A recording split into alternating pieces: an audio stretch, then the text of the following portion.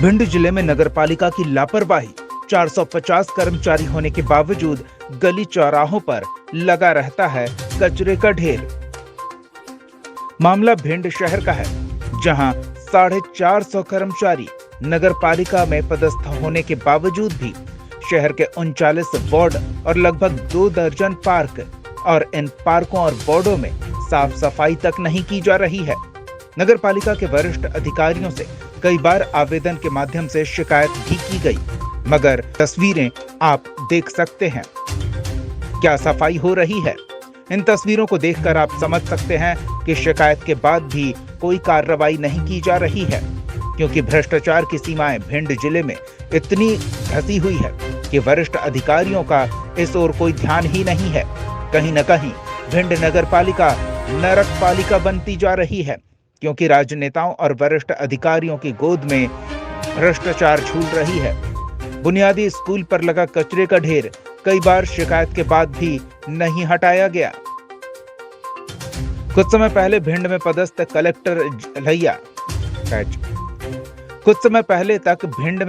Collector Ilaiya Raja T के समय भिंड जिले में रात दिन नगरपालिका की ओर से सफाई अभियान चलाया जाता था। आज वहीं देखा जाए कलेक्टर सतीश कुमार इस ओर कोई ध्यान नहीं दे रहे। कहीं न कहीं नगरपालिका के वरिष्ठ अधिकारियों की लापरवाही की वजह से भिंड का जो हाल है उसे नरक पालिका कहें तो गलत नहीं होगा। जिलाध्यक्ष मान सिंह कुशवाहा ने भिंड नगरपालिका पर गंभीर आरोप लगाए हैं। वहीं दूसरी ओर राहुल सिंह कुशवाहा ने भी नगरपालिका पर निशाना साधा और कहा कि नगरपालिका के अधिकारी अंधे, बहरे और गूंगे हैं। इन तक कितनी बार भी शिकायत की जाए पर कोई कार्रवाई नहीं होती। भिंड से धर्मेंद्र ओझा की रिपोर्ट। भिंड नगर पालिका नरक पालिका हो गई है। इतनी बुरी स्थिति तो कहीं भी नहीं होगी। हमें बड़ा ताज्जुब होता है कि आज शहर के जो जनप्रतिनिधि हैं, शहर के जो प्रशासनिक अधिकारी हैं, सबकी आंखों पे पट्टी बंधी हुई है।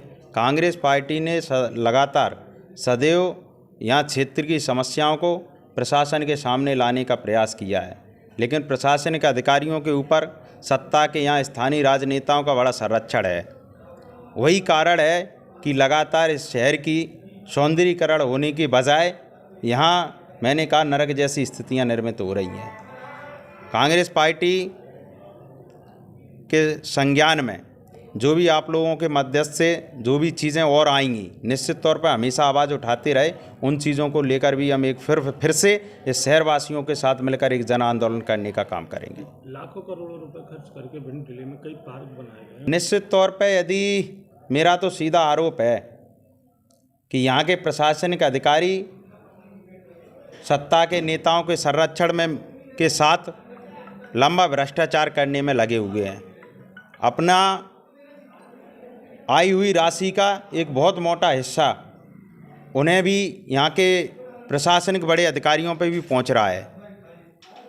भिंड कलेक्टर से हमारा आपके इस चैनल के माध्यम से आग्रह है कि सभी लोग आज चर्चित है जिले में, सब लोग कहते हैं कि कलेक्टर बहुत सहज व्यक्ति हैं।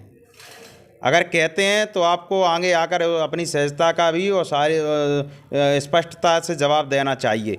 यदि आप इस भ्रष्टाचार में संलिप्त नहीं हो, आप नगरपालिका के प्रशासनिक अधिकारी हो, तो जिम्मेदार तो आप हो ना। मेरा आरोप तो आपके ऊपर है।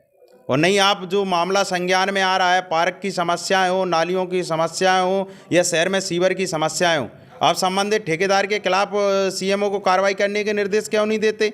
सीएमओ तो शहर का कठपुतली बन गया है। उसे तो कोई बगैर जानकारी के, बगैर तथ्यों के आधार पर आपने उसको सीएमओ की जिम्मेदारी दे रखी है।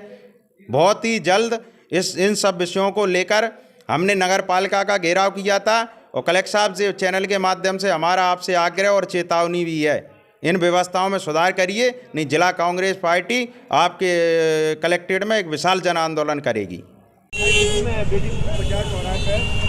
डली हुई है, पत्थर डले हुए हैं, लोग निकल नहीं पा रहे हैं। इस बारे में क्या कहेंगे? दादा गिट्टी अकेले सिर्फ बेटी बचाओ चौराहे पे नहीं, मैं आपके संज्ञान में लाना चाहता हूँ कि पूरे भिंड की हालत है कि जगह जगह पूरी या तो सड़कें खुद ही पड़ी हुई हैं या उनको सही करने के लिए गिट्टी वगैरह कहीं डाल दी है तो उसको काम नहीं किया गया है। वो गट्टर के गट्टर लगे हुए। बेटी बचाओ चौराहे पे से आप अकेली बात कर रहे हैं, मैं कहता हूँ आप सब्जी मंडी में चले जाइए, आर नगर वाले पीछे चौराहे पे चले जाइए, आप बाजार में तो खड़े ही है, हर जगह जाम की ऐसी स्थिति बनी हुई है। ये रोड पे डिवाइडर डाल के सरकार ने ये रोड बनाई थी, जो रोड है अभी तक चालू नहीं हो पाई है क्योंकि वहाँ पर एक रोड तो पूरी तरीके से ठेकेदारों ने घेर दी है। आपको मैं बता देना चाहता हूँ उसमें इतना शर्मनाक विषय है कि डिवाइडर जो उस जेल रोड पे जो पड़ा हुआ है एक तरफ का, सॉरी रोड पड़ी हुई है एक तरफ की, उसके बीच में बिजली के खंभे खड़े हुए हैं, आज तक वो खंभे नहीं हटाए गए हैं। इतने समय से वो है ना रोड चालू है।